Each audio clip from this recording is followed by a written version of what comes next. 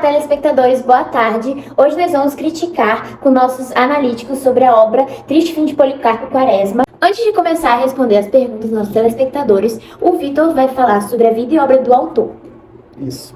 Eu vou falar um pouco da vida de Lima Barreto, que ele foi um importante escritor brasileiro do século XX e que ele nasceu em 1881 no Rio de Janeiro e morreu em 1922 de alcoolismo, e que sua principal obra, foi de fato o Triste Fim de Policarpo Quaresma, que eu acho que retrata muitas coisas que ele vivia no cotidiano por ser um homem negro, brasileiro, classe média e funcionário público, que são coisas que ele retrata na obra dele a fim de crítica ou até mesmo enfim, citar esses temas, e que eu acho que ele traz grande credibilidade para a obra dele por meio de eventos cotidianos que realmente aconteceram na história brasileira, que ele traz para dentro da sua obra, que traz credibilidade como se fosse uma coisa realmente verídica. E isso reflete também pelo fato dele ter tido uma carreira difícil, pelo fato dele ser homem negro e não ser da burguesia brasileira, até porque estava ali na transição entre o Brasil monárquico e o Brasil república. Então sua obra não foi tão valorizada em vida, porém ele teve grande reconhecimento pela obra logo depois de sua morte, que reconheceram grandes críticas que ele era um homem realmente bem à frente do seu tempo. De acordo com o que o Vitor falou sobre a vida e obra do autor, os telespectadores estão com muitas dúvidas. E a primeira é: qual é o contexto histórico em que se passa a obra Policarpo Quaresma de Lima Barreto? Aqui está a Helena Barros para responder essa primeira pergunta. Então, o contexto histórico é o período de transição da monarquia para a república. A República Brasileira foi proclamada em 1689 pelo Marechal Deodoro da Fonseca, então mostra a crescente influência do militarismo e do nacionalismo, que sendo ideias crescentes naquela sociedade. Então, Policarpo se destaca como ser um nacionalista ufanista, ou seja, ele era um nacionalismo utópico, idealizado e muito exagerado, que cegava ele dos outros problemas sociais, Enfim. Ainda sobre o contexto histórico, a gente pode citar várias revoltas armadas, a estrutura fundiária ainda era mal distribuída, então tinha os grandes latifúndios, as terras estavam distribuídas nas mãos dos grandes latifundiários, o famoso coronelismo, e aí a gente percebe que a busca de Policarpo de encontrar essa identidade nacional, essa cultura nacional, e por isso ele vai citar as músicas principais, a Lurdinha, o Lundu e as músicas folclóricas como sendo parte dessa cultura nacional e representando um país que tem influências portuguesas, africanas e indígenas. Fizeram mais uma pergunta que é: quais são os gêneros musicais mencionados na obra e qual é o significado cultural de cada um deles, Helena? A gente pode perceber que a modinha é muito presente na obra, tanto quanto a moda portuguesa, tanto como o lundu. A modinha sendo o início que influenciou a música popular brasileira, a atual MPB, ainda muito popular no Brasil. Ela sofreu influência da moda portuguesa, que era uma música instrumental e clássica voltada para as cores portuguesas, ou seja, voltada para a aristocracia. E o lundu, que tem origem africana, onde os negros africanos praticavam aqui na colônia. Então a gente percebe que a modinha portuguesa, ele vai falar muito da modinha portuguesa como sendo símbolo da expressão cultural do Brasil. Então ele vai falar que a elite brasileira, ela só valorizava a música clássica instrumental lá da Europa, portuguesa, de outros países, enfim.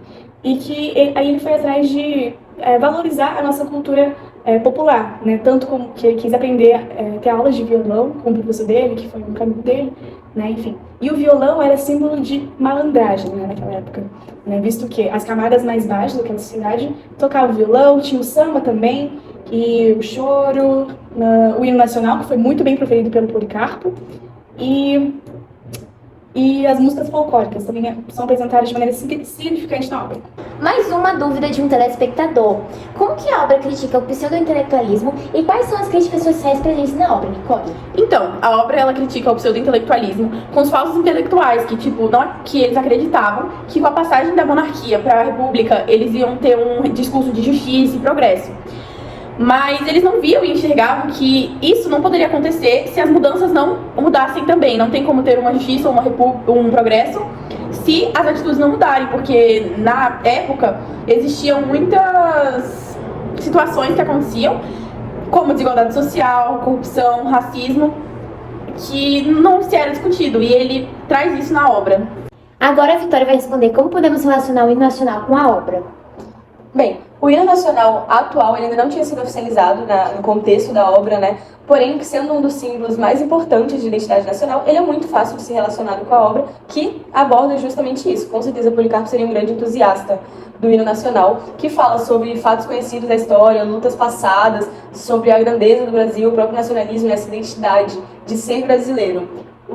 hino nacional ele influencia outras músicas populares brasileiras com sua música, com seu ritmo e com a própria letra dele. Ele diz, né, sobre essa grandeza natural do Brasil que Policarpo gostava muito de exaltar, como ele trouxe na agricultura e tudo. Diz sobre nossas grandes matas, sobre o ouro, nossa terra dourada, né? Ele fala também sobre o patriotismo, sobre isso de defender a sua terra, esse amor pela nação, que Policarpo era tanto que deu a vida, entre aspas, por isso, né? Por esse amor à nação, por esse nacionalismo. Fala sobre isso de que um filho não foge à luta, nem nada do tipo. E também fala sobre isso da identidade nacional, que ele não se refere a um povo em específico. Ele fala de todos os brasileiros no geral, não tem uma diferença de origem étnica. É sobre o nosso Brasil no geral e o nosso amor pela nação. Agora uma pausa para prestigiar os nossos patrocinadores da Piracanjuba. Piracanjuba! Agora a nossa entrevistada Manuela vai falar sobre a música folclórica brasileira e como o samba e o choro influenciaram na obra.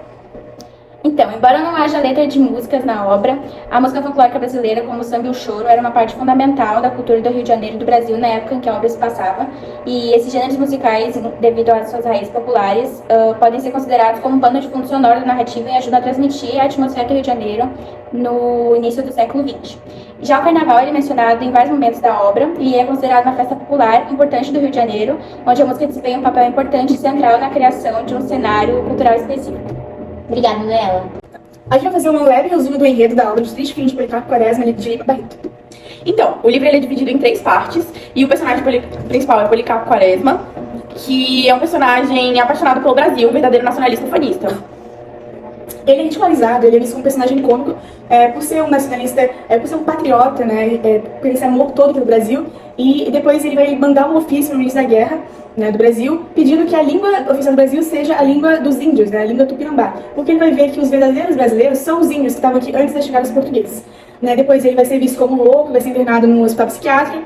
E depois ele vai sair de lá, ele vai se aposentar. E as únicas pessoas que apoiam ele desde o início é Olga, que é a afilhada dele, e Ricardo, que era professor de violão dele, que ele queria aprender a tocar modinha. Isso logo no início do livro, porque ele queria, antes de tudo, valorizar 100% a cultura do Brasil. Ele não via defeitos no Brasil. Então, desde o início, por exemplo, quando ele pediu pra ter essas aulas de violão, ele queria aprender modinha, porque ele queria só músicas brasileiras. E ele sai do hospício, ele monta um sítio que se chama Sítio de Sossego. Né, e lá ele vai falar da agricultura, vai falar dos três problemas da agricultura brasileira. O primeiro é a corrupção, as saúvas, né, como as formigas, né, sendo uma metáfora representando os problemas das pragas, né? Isso. E também as terras inférteis. Né? Então, o Brasil tem um potencial, tipo, terras férteis, porém precisa de uma boa administração.